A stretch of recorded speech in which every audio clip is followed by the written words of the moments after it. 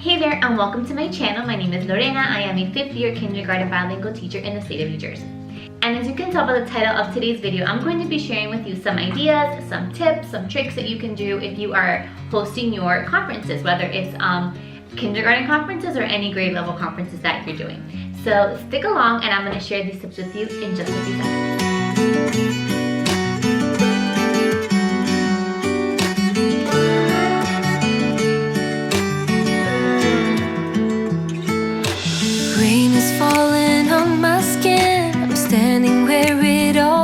So first things first, if you have to share report cards or any sort of documentation, share that with your parents first.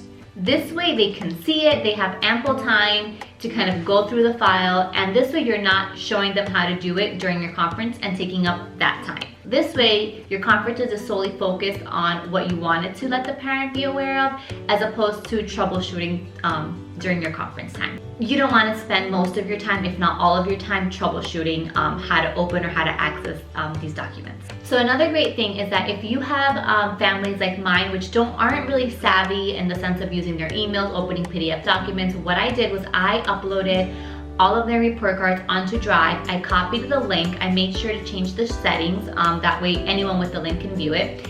I shared it with the parents as a link through ClassDojo. I sent it as a private message, and I found that this was very helpful instead of collecting all of the email addresses and then them maybe not being able to access their email and things like that. So if you have a parenting app or any parent communication tool, it might be a better idea to send them the link as opposed to kind of sending it through their email. And of course, you'll base this on your demographic and your familiarity with their tech use.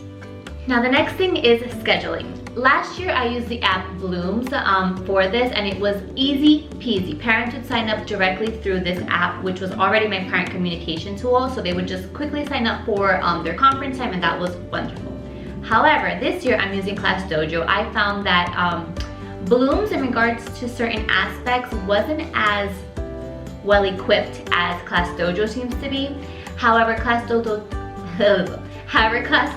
does lack the whole parent conferencing tool, but it's okay. There are so many platforms that offer this sign-up tool. You can definitely do it through Google itself, but I just wanted something that was easy.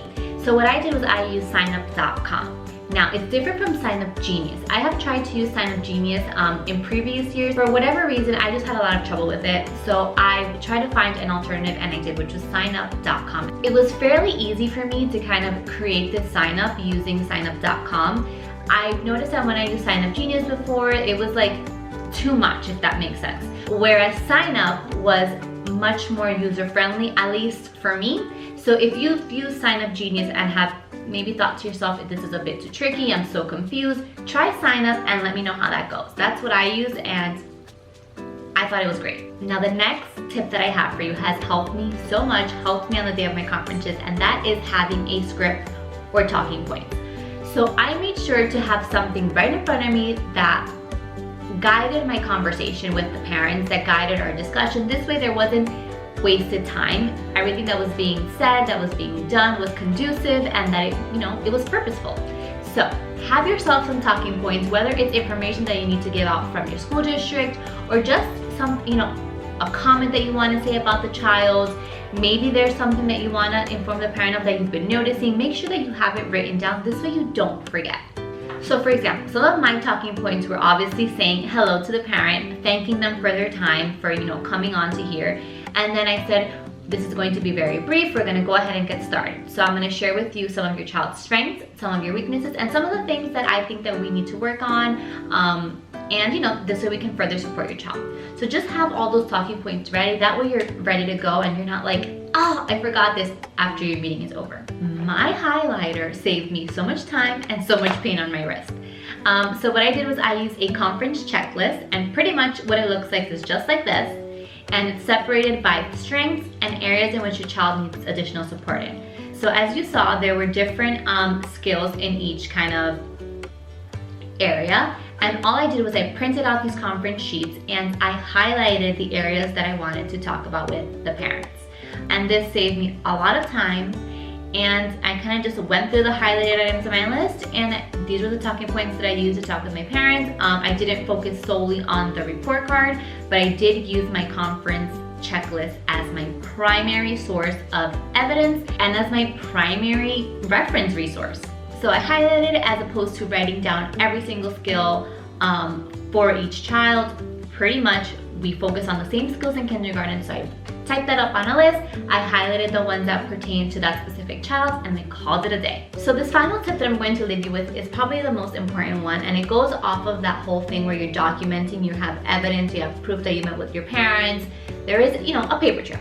If you are using Google Meet, you know that Google Meet automatically generates a meeting record, and it's directly sent to your email after the end of your virtual session. So, the day of my meeting, I met with my kids in the morning. We met from 8:30 up until 10. So we used one link. What I forgot to do and should have done was reset my link for my parent meetings. Let me explain to you why. Because I didn't reset the link after my meeting with my kids, it showed them staying signed on like if it was a regular day, if that makes sense. So it would show 8:35 to 12. It showed that they signed on from 8:30 all the way up until 1 p.m. And technically my parent conferences weren't for that long. However, if I would have reset the link after meeting with my kiddos, then it would have shown me spot on the time that the parents signed on for their conference and then the end time. I realized this after, so I have this documented proof for a few parents, but this is just a tip. Reset your link after you meet with your kiddos, or generate a completely new link for your parent conferences. And I also had my parents sign in the same way that their kiddos sign in for our virtual class. This year there was no confusion, it was simple, even their kids can help them sign on. So that's another tip. Instead of creating a new link, sending it out through Class Dojo, sending it out through here and there, if you keep it the same, if you keep it simple, parents are going to be able to access it and meet you there. So I hope, I know it's not a lot of tips, just some of the things that I learned from my conferences, and I hope that they are helpful to you. And if you have any other tips, please leave them in the comments below. Any experiences from your conferences, let me know. I love to hear it. And until next time, I'll see you soon. Bye. But I'm not worried. I know I will end up trying. How about me? How about you? Let's just wait and enjoy the view.